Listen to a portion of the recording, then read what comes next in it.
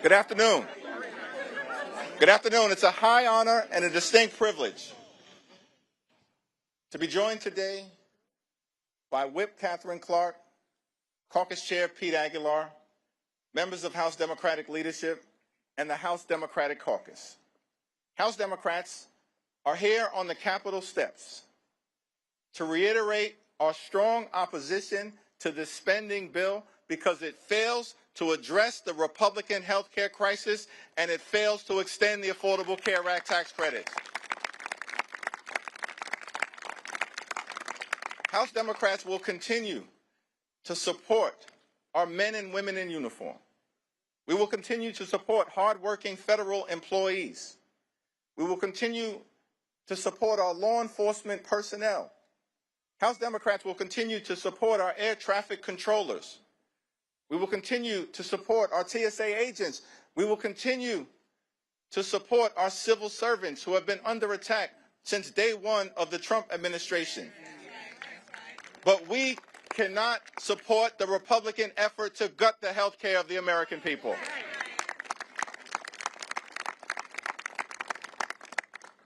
Today, House Democrats will introduce legislation to extend the Affordable Care Act tax credits for 3 years, to make sure that tens of millions of Americans don't experience dramatically increased premiums, co-pays, and deductibles.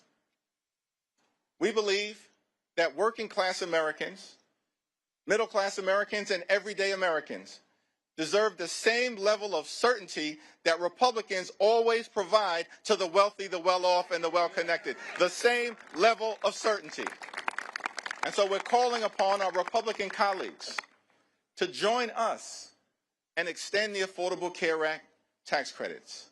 And we will be working hard today, tomorrow, and throughout the balance of this year to make sure that those Affordable Care Act tax credits are extended. Now, Republicans control the House, the Senate, and the presidency. They own the mess that has been created in the United States of America. They own it. In a few hours, we will convene on the House floor. And our message to the American people is no matter what happens on the floor later on today, our promise to you remains the same. House Democrats will continue to fight to make your life more affordable. House Democrats will continue the fight to address the Republican health care crisis, and House Democrats will fight to extend the Affordable Care Act tax credits. This fight is not over. We're just getting started. We're just getting started. Now, among the many outrageous things that has been said during the Trump Republican shutdown or done during the Trump Republican shutdown, the longest shutdown in American history, is that Donald Trump made the stunning claim that in his mind, he holds two titles, that he has two positions. Donald Trump says that he's both the president and the Speaker of the House. That's what Donald Trump said in the midst of him shutting down the government. And what we've seen from compliant, sycophantic Republicans, corrupt House Republicans, is they continue to go along to get along. They don't function like a separate and co-equal branch of government. From the very beginning of this presidency and all the way through this Trump shutdown, Republicans in the House have continued to act like a wholly owned subsidiary of the corrupt Trump cartel. That may be the House Republican position. For damn sure, it ain't the House Democratic position. Because we know, and what we say to the American people is that we don't work for Donald Trump. We don't work for J.D. Vance. We don't work for your billionaire donors. We work for the American people. And that's what this fight by House Democrats, joined by our colleagues on the other side of the Capitol, has been all about. We work for the American people. As we stand on the Capitol steps, ready to continue this battle on the House floor, a battle that we waged week after week after week, and that will continue regardless of the outcome. We say to the American people that we know you deserve better. You deserve much better than the chaos, the cruelty, and the corruption that you've seen. And so as House Democrats, we're going to continue this fight to lower the high cost of living in a country where America is far too expensive, far too many people struggling to live paycheck to paycheck, can't thrive, and can barely survive. That should not be the case in the United States of America, the wealthiest country in the history of the world. And so as Democrats, we're committed to addressing this affordability crisis. That's what this fight has been all about. And we'll continue to work hard to lower the high cost of living. We'll continue the fight to fix our broken healthcare system. And we'll continue to fight to stand up for Medicaid. We'll continue to fight to stand up for Medicare. We'll continue the fight to stand up for the Affordable Care Act and an extension of the tax credits. We'll continue to fight for your hospitals. We'll continue to fight for your nursing homes. We'll continue to fight for your community-based health clinics. And we'll continue to fight for the principle that in this great country, the wealthiest country in the history of the world, healthcare can't simply be a privilege available only to the wealthy, the well-off, and the well-connected. Healthcare must be a right available to every single American. And that's the fight that House Democrats will continue to wage for the American people. It's now my great honor to yield to the freshman leadership representative, someone who's gotten off to a great start, helping to lead the freshman class, the first term members during this turbulent and tumultuous period here in the United States Congress and for the country. From the great state of California, the Honorable Luz Rivas.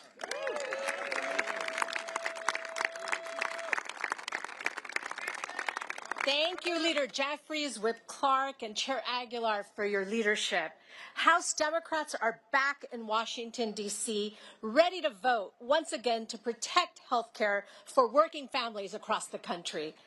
Recently, I spoke with Speaker Johnson directly in the Capitol and hand-delivered stories from my and my fellow freshman colleagues' constituents who have been impacted by the Republican shutdown. This includes the story of Stephen Heller, a constituent from Van Nuys, which is in my district. Stephen and his wife are independent contractors who have to pay for their own health insurance. Because Republicans let the ACA tax credits expire, Stephen and his wife are facing a monthly health care premium increase of $1,000 per month in 2026.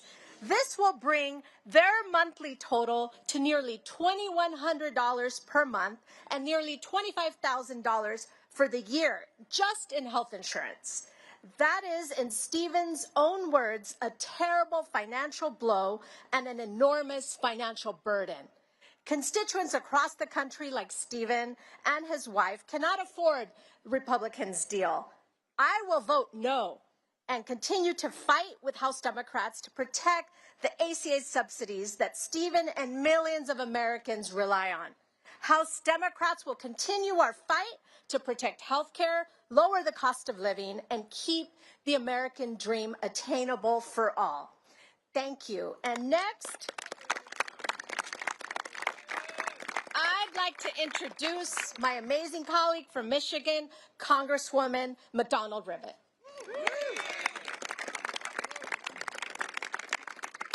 Thank you very much. I come from mid-Michigan, the part of the country where workers actually invented the American dream, to work hard enough to pay your bills, put a little bit away, and take your kids on vacation every once in a while. But the dream is further and further out of reach. In my district, 70% of our jobs pay less than $60,000 a year. So this healthcare crisis that Republicans have created, $1 trillion in Medicaid cuts, and gutting the ACA in order to pay for the tax break for the ultra-wealthy, is making things so much harder. So let me give you an example. A couple in my district, they actually go to my church. called and told me they're in their 60s and they rely on the ACA tax credits to pay their insurance premiums. But now, because the Republicans have failed to extend these credits, their insurance premiums are going to jump by $11,000 next year. An impossible sum for people on the edge of retirement. Health insurance already consumes 72% of their retirement income. Let me say that again. 72% of their retirement income, and is about to go up another $11,000. That means they're facing devastating choices between doctor's visits and paying the mortgage, between cancer screenings and putting food on the table, between prescription drugs and heating their home, or even, frankly, to get insurance at all. They told me, and this is a direct quote, they are strongly considering going without coverage and taking their chances rather than continuing to pay the premium. Because here's the reality. They actually can't pay that premium. I came to Congress, we all came to Congress to help people like them. Lower cost, better care, more jobs. One easy critical step is simply passing to extend the ACA credits. Yes. It is time we pass it before they pay the cost. Thank you. It is my pleasure to introduce my colleague from California, Representative Tran.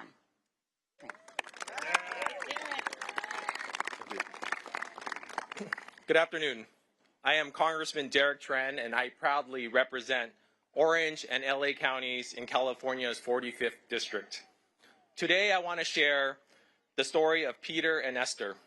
Peter and Esther are retired and living in Orange County, California. They're on a limited income, and their health insurance costs are overwhelming. They pay over $18,000 every year just in health care premiums. And next year, their costs are going up to over $21,000.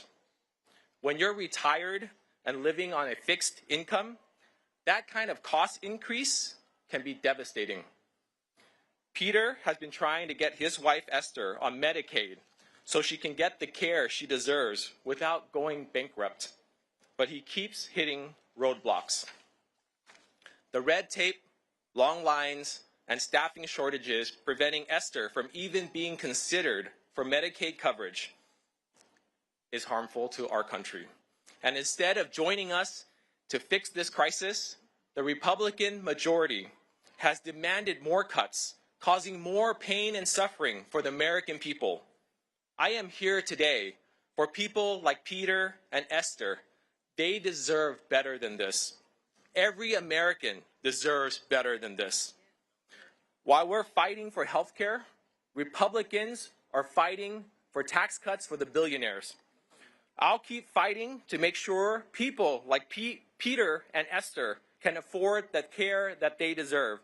And I hope our colleagues on the other side of the aisle will join us. Thank you so much. It is with great privilege that I introduce and yield time to Congresswoman Sarah McBride from the great state of Delaware. Thank you so much, Representative. Thank you so much, Leader Jeffries, Whip Clark, and Chair Aguilar for bringing us together today. We stand here today, 42 days into a government shutdown and 54 days since the House last met, because Republicans have presented the American people with a false choice between reopening government and addressing this healthcare crisis. There is simply no reason why we can't do both. The only thing that has been standing in our way is Republican cruelty. Republicans have played a game of chicken with food assistance, travel safety, and federal paychecks, all because they will stop at nothing to cut your health care. The only thing that congressional Republicans are more loyal to than Donald Trump is to cutting the health care of the American people. Let's be clear. This health care crisis is a choice by congressional Republicans and Donald Trump, who have inserted a $1 trillion bomb into the American health care system. And it is starting to go off. Millions right now are facing skyrocketing premiums. The largest cut to Medicaid in American history is on the horizon. Rural hospitals will close. Doctors' offices will shutter. Donald Trump loves to own things and slap his name on them. Well, he now owns the American healthcare system. It is Trump care. Millions losing coverage, that's Trump care. Americans paying more for insurance, that's Trump care. Everyone having to drive longer and take more time off work, that is Trump care. Donald Trump and congressional Republicans have raided your health care and used that money as a piggy bank to reward their donors with massive tax breaks. Cruelty is the currency of his corruption, because Donald Trump only cares about himself, his ballroom, and his billionaire buddies, and he certainly doesn't care about you. House Democrats are here for everyone, whether they voted for us in the last election or not. I'm here on behalf of all of my constituents, including a family of 4 in Middletown who will see their premiums skyrocket by $10,000 next year. That's why we are all voting against this budget, and it's why we will not stop until every single American can get the health care that they need to live and thrive in America. Thank you all very much. And it is now my pleasure to introduce my friend from the great state of Alabama, Representative Shamari Figures.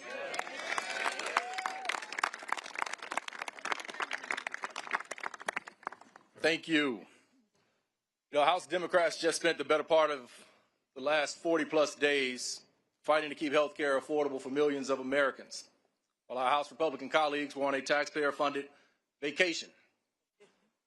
During this shutdown, the realities hit home for a lot of people. Mothers had to worry about how they would take care of their children, their babies, without WIC. Families stood in pantry lines. Families are still standing in food pantry lines. In the month of November, the month of Thanksgiving, because SNAP benefits were expired, and this administration chose to use them as pawns in this game. Capitol Police officers, members of the military, my staff, all of our staff, and millions of other federal workers had to deal with the uncertainty and the stresses of missing paychecks. And for what in the end? What were Republicans willing to give in the end? Nothing more than a handshake deal to take a future vote on extending the health care subsidies, when we all know that that future vote is the equivalent of asking 2 wolves and a chicken to vote on what's for dinner. It is dead on arrival. It is dead on arrival.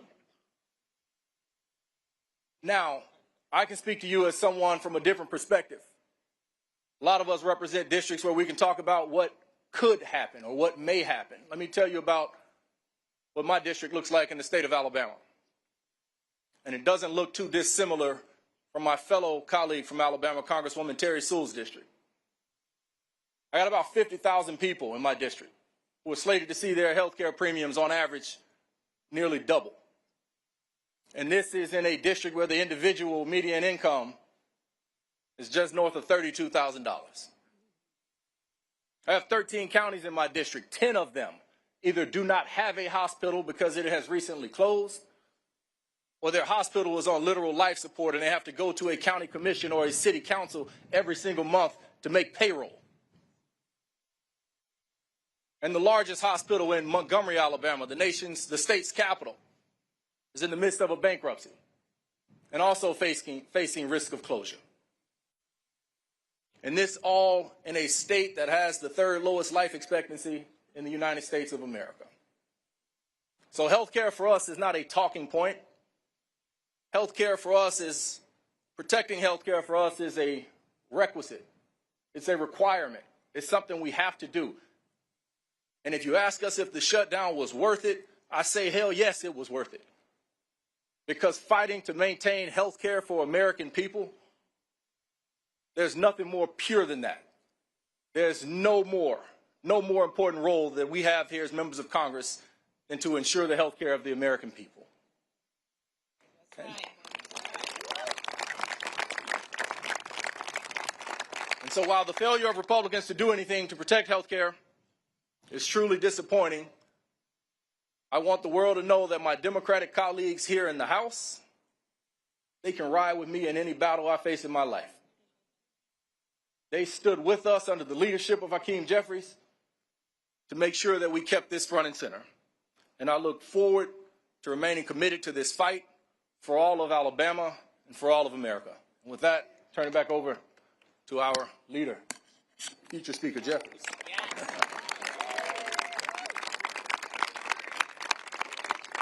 I want to thank all of our distinguished colleagues who spoke so powerfully and eloquently about the nature of this fight that we continue to wage on behalf of the American people. And these are first-term members of Congress. But they recognize that as Democrats, we stand on the shoulders of many who, decade after decade, century into century, have always fought to make life better for everyday Americans and to protect the health care and enhance the health care of the American people. That's the continuing and enduring legacy of the Democratic Party. FDR fought for it.